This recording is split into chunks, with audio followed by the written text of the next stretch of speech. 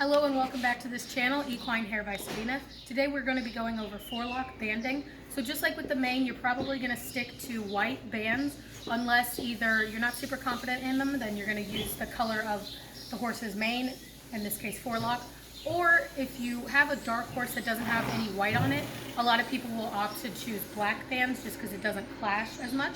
What you're going to need for this is either a comb, or I actually use my little alligator clip as my comb too. I've detangled the forelock already, so we're not going to worry about that, but just to make the parts nice and even and straight, you're going to use a comb or your clip, and then I have bands on my various fingers just so they're ready. So same with the mane, you want to keep the forelock bands very flat onto the scalp, if you will. As well, it's ideal if you can get at least 5 bands into this forelock banding. Sometimes if the horse is really lacking, it can be really hard, but I'm going to try to show you after this horse. I'm going to pull out a horse that does not have a great forelock so you can see some tips and tricks there. But for this horse, there's absolutely no issue getting even like 8 bands. You could. But ideally, as many as you can, as long as they are evenly spaced, and you should be good. Just keeping that last one especially very flat to the forehead so that it's not popping up. So we're going to start here with a freshly detangled, but I didn't put any product in it, forelock. Her bridle path's been done. We know exactly how much we're working with. So I'm going to use my claw clip, and I'm just going to do a line. She's kind of bad about the ears, so I'm just going to keep that in mind, trying to avoid like touching them in a way that makes her feel uncomfortable. I'm just grabbing the hair, trying to keep the lines straight. They don't have to be perfectly straight because most of it will not be apparent once the bands are done, but straight enough so you know how much hair you're grabbing each time. And if you want to, you can clip this down so it's out of the way. I don't personally, just because the clip gets in the way more than the hair does. And then again, just like with all my bands, I'm going to double band it, go around her ear, keeping this all separate. And then coming around, keeping it nice and tight on the scalp of the hair, and then a third. I usually only do 3, maybe 4 double bands. I could do more, but because these will all be anchored by that last band,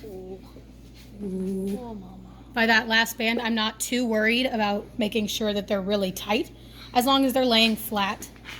And then the next one, we're going to grab our clip again.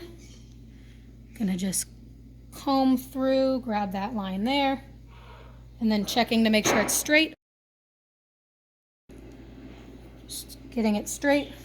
As long as the outsides of it look straight, that's really the priority, because then you get that really nice crisp line here. And then again, double banding, keeping my sections separate. And if you've noticed, I've added this section to the section I'm grabbing. So now it's all one bigger section. Keeping everything separate, laying it flat.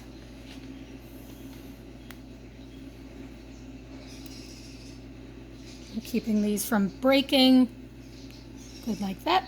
And so you'll see here, it's kind of crooked. It's got a little bit of a gap right there. What I can do is one, again, pulling from the bottom only, but also shimmying these down so they're nice and even, nice and like solid without any hair in between them. And then just pulling them across like that. Moving on to the next one.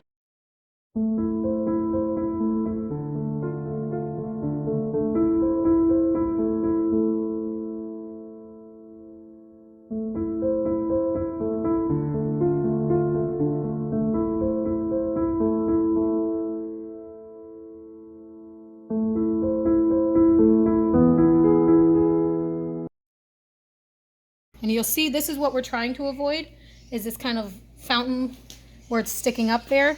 But because this is kind of in the middle of the forelock, it's not as big of a worry. And it's really easy to fix that and just flatten it down.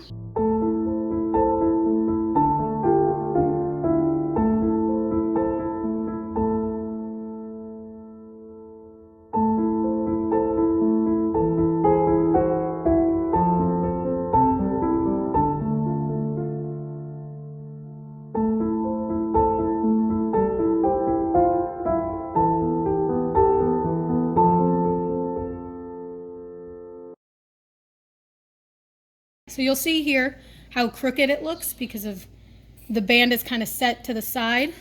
So I'm going to actually pull down just a little bit on the band to keep it really closed there, and then just tighten it, and tighten it a little bit extra on this side just so it straightens out. like that. And then this will be the last one. This is arguably the most important because this will anchor it down to the forehead. And again, and see if we can get one more, because this is the one that really counts.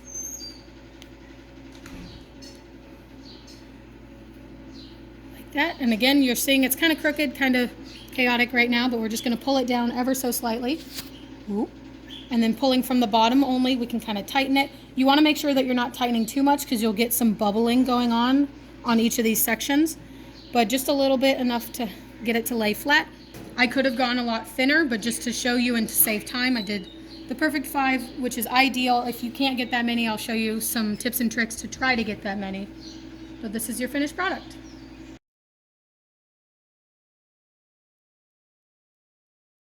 The horse that has a less ideal forelock. This forelock is pretty thin. It's not very long.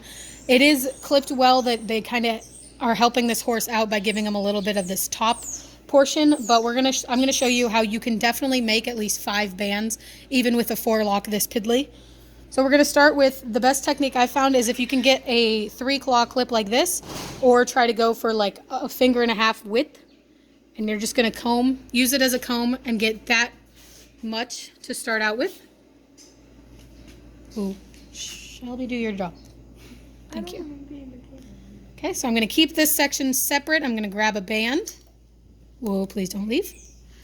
And then I'm gonna double band, and we're gonna be able to get a lot more with this forelock, like a lot more passes with the bands because he has a lot less hair. But I'm just gonna do it 3 or 4 times. If you lose it, just recuperate. And I'm not too worried if I'm kind of banding sticking up right now, because I'm just trying to get it tight enough that it's not going to slip out or anything. So 4 is fine for me. I'm going to, once again, kind of fix it so it's nice and straight, and it's where I want it to be, like that. And then we'll get our clip, do the next one. Starting right here, we want the same width, but using this last tooth on the comb. I'm going to call it a comb because for me it's acting like a comb.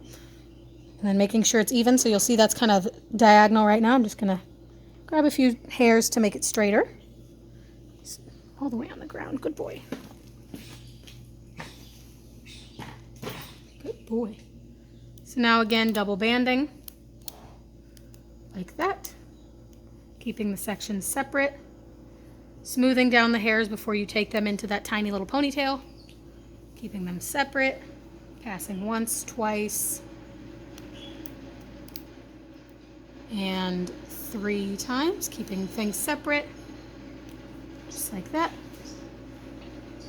And then again, smoothing it out, making sure the bands are straight and everything's ideal there.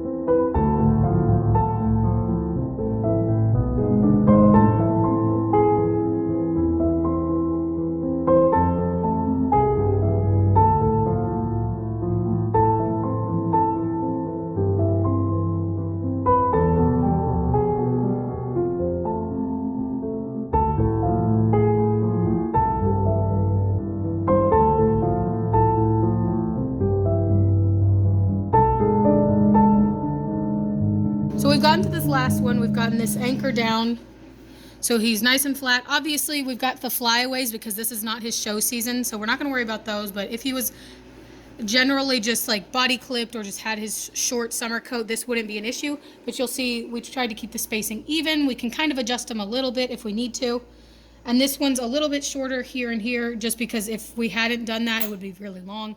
But it's just being able to take tiny sections that are really even, really flat, and that's how you can help a horse who does not have the greatest forelock to kind of fake it until you make it.